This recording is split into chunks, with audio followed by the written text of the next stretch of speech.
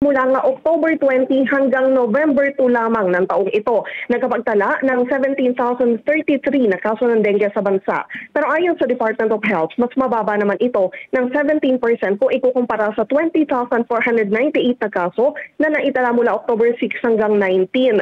Wala rin umanong naiulat na pagtaas sa mga bagong kaso ng dengue sa rehiyon.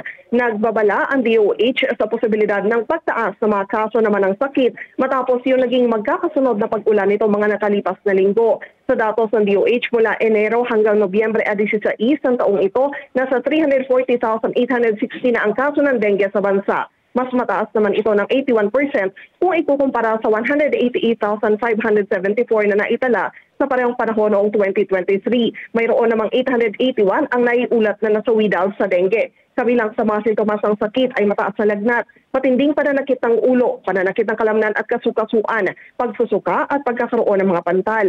Maaaring magkaroon din ng pananakit sa likod ng mga mata, pagsusuka at mga namamagang kulani. Nagsisimula ang mga sintomas nito 4 hanggang 10 araw pagkatapos makagat ng lamok na carrier ng dengue at maaari itong tumagal ng 2 hanggang 7 araw. Let's get together. Sunnet 25. Sunnet 25.